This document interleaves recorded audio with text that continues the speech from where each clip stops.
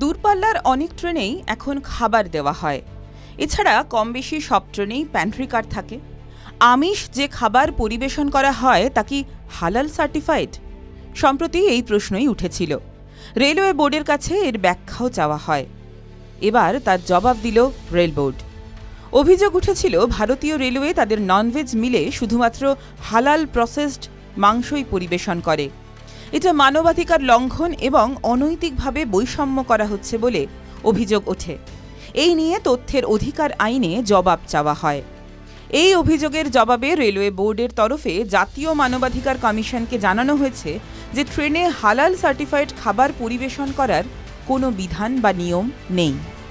প্রসঙ্গত, সম্প্রতি জাতীয় মানবাধিকার কমিশনে ভারতীয় রেলের বিরুদ্ধে অভিযোগ দায়ের হয়। অভিযোগে বলা হয়েছিল, ট্রেনে যাত্রীরা যারা আমিষ অপশন বেছে নেবেন তাদের কেবল হালাল প্রক্রিয়াজাত মাংস পরিবেশন করা হয়। এরপরই মানবাধিকার কমিশনের তরফে রেলওয়ে বোর্ডকে নোটিশ পাঠানো হয়। রেলের এক শীর্ষ আধিকারিক জানিয়েছেন, ভারতীয় রেলওয়ে ও আইআরসিটিসি যাত্রীদের খাবার পরিবেশনের ক্ষেত্রে খাদ্য সুরক্ষা ও গুণমান বজায় রাখে। খাদ্য সুরক্ষা ও গুণমান সংরক্ষণ সংস্থার গাইডলাইন অনুযায়ী খাবার প্রস্তুত করা হয়। ফ্যাসাইয়ের গাইডলাইনে হালাল সার্টিফাইড খাবার পরিবেশন করার কোনো নিয়ম বা বিধান নেই।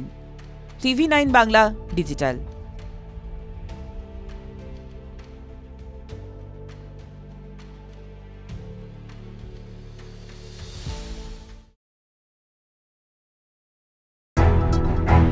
আবারও এসে গেল TV9 বাংলা ঘরের বায়োস্কোপ অ্যাওয়ার্ড। সেরা বাছাইয়ে শামিল আপনিও।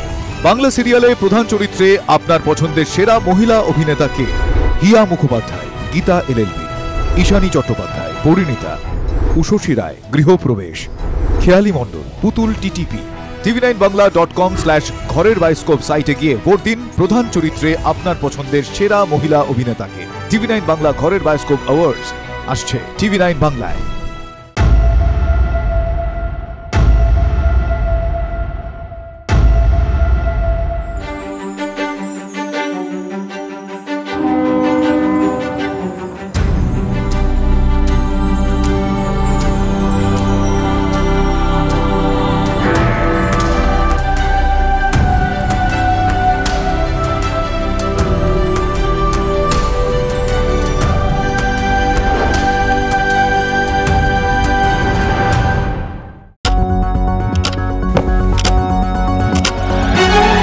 রাজনীতি শুধুই কি রাজার নীতি? রাজা উজিরের চোখে নয়, আপনার আমার চোখে সমাজের ছবি। কঠিন কথা সহজভাবে না বললেই নয়। প্রতিদিন রাত 9টায় TV9 বাংলায়। TV9 বাংলা না দেখলেই নয়।